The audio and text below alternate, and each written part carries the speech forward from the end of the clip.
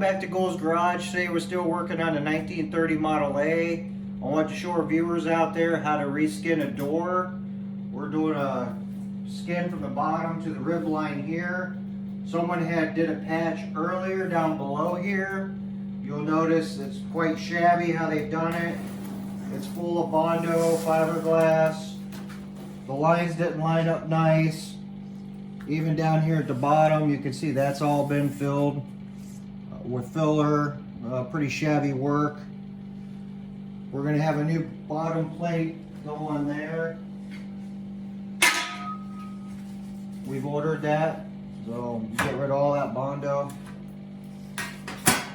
The first process I did is I took measurements of the door for where the new skin will sit. I just happened to write them on the door up here so I know. I measure from the bottom rib here to here, and here to here. That's the preliminary measures I've done. Before I do a final weld or fit, I will check it on the car.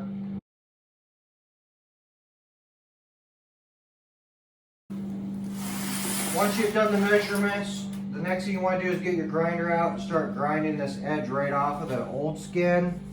And as you can see, it'll start coming apart. After that, I'm going to go ahead and mark my line.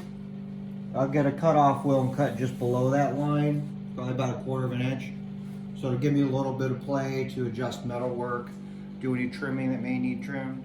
Okay, there it is. The top skin's off the door. So say we've taken our measures, we've ground out the edges of the door so it will come up. We're getting ready to replace the bottom section of the door now with a new section. As you can see, give you a little update there. We'll get ready to take some more measurements. We'll get this old piece cut out and get prepped for the new piece. This would be the time if you want to go ahead, primer, sandblast, rust treat the inside of the door. For instance, along these inside edges. I'd get those now. Go ahead and grind and treat your edges along your bead where you're going to be welding. Get ready for test fit. Alright, now we just got done welding up the bottom of the door. I did have to make some corner patches. As you can see, some of the metal's extending past what the door shell would be. I want to show you why I did this. New bottom on here. You see what I showed you how it's sticking out. There's extra material here. That's just the way it came when we ordered the panel. If you kept your old door shell that you cut out, you set that back in place. And it's going to give you reference to mark and cut what you need to. So I'm going to go ahead and do that next. I'll make sure the old shell fits right back in the same way I originally took it out. When that's properly fit, then we'll go on with the new panel. Okay, I just put this lip underneath the edge here. As discussed a minute ago, everything seems to be fitting quite well along the edges. About what I would expect. I've then taken a measure from here to here to make sure I got my same measure I did earlier with the old panel, which was 22 3/8 on this side. The other side happened to be set at 22. To keep this from warping, I'll start a few tacks here in the center and work my way out. I'm only going to do maybe 4, 5, 6 at most. Then I'll go fit the door, make sure my lines look good. I may have to fold this over before I fit the door. Alright, I've been tacking the top of the panel in. As you can see, slow tacks.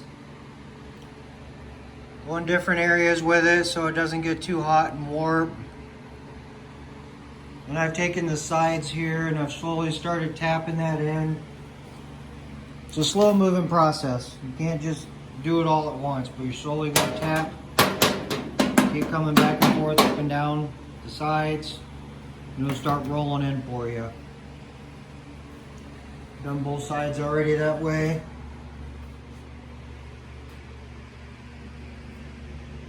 I'm going to finish with the bottom here in a few minutes and tap that around, so I'll try and get you a video while I'm doing it. Being real careful not to warp this, as I said. Take your time welding it. It'll pay off in the end. You have far less body work to do, less filler. The metal will shrink when you're welding it, which will cause some warpage along here if you're not careful. I have taken a pry bar, as you see, and I just put it from the bottom under the door. Kept some pressure going upward after I've welded it until it's all filled in and looking good. So I'm real happy the way it's turning out so far. Get you a side view, very little warpage. You see that?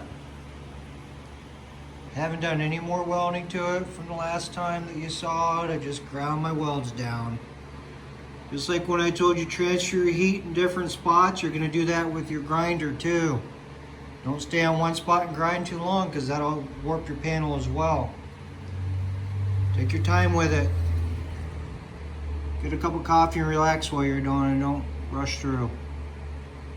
Alright, I'm going to go ahead and start patching in some more welds. Now the reason I did grind in between is so you didn't have a lot of buildup to grind away, which would then have a lot of heat transfer on that metal. So it's better to do a little bit at a time. You have far less material that you're going to grind this way, and you'll have less to fill in with your welding. Okay, we just got done finishing up the welding on the front side of the door.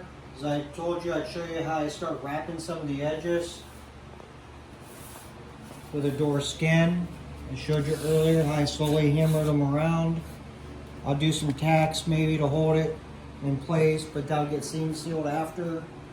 Here's an example. We haven't done anything down at the bottom yet, so you take your time with it. It's not just a hit it once and you're done. I put these clamps here to help with some of the vibration from the panel, which should also help with the warpage. I'll take my hammer and I'm slowly going to start tapping that over.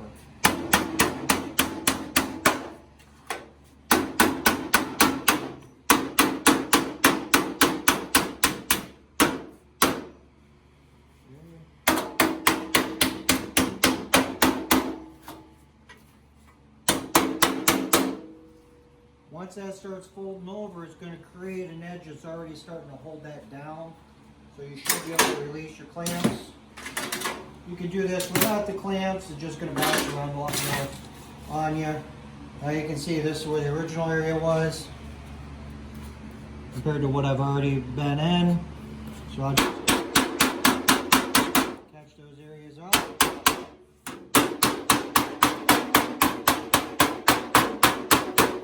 That's where I was at. And I'll slowly keep working back and forth the same way. No one area will get hammered down before the other. It'll be a slowly gradual curve over.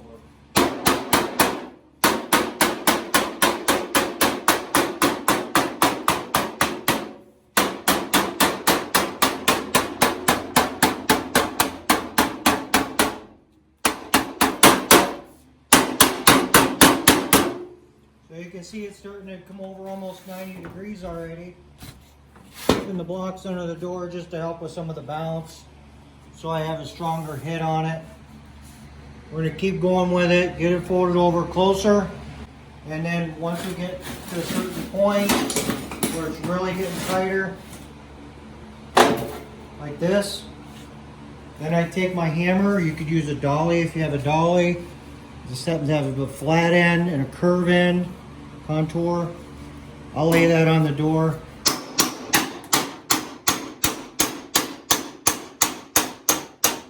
And I'll use that to get it closer yet, and then start defining that edge. Start smoothing that out that way.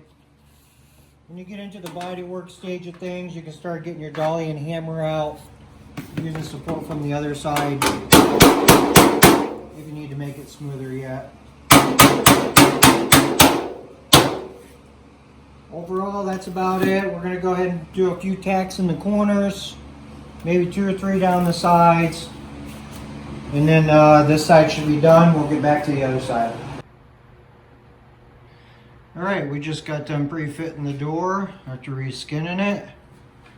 All the lines seem to look pretty good. I see I'm going to have some adjustment to do up here. This doesn't look quite right. I may end up having to trim some of this door back and refold this edge. This might have just been from a previous restoration. We knew the car had a lot of work done to it before.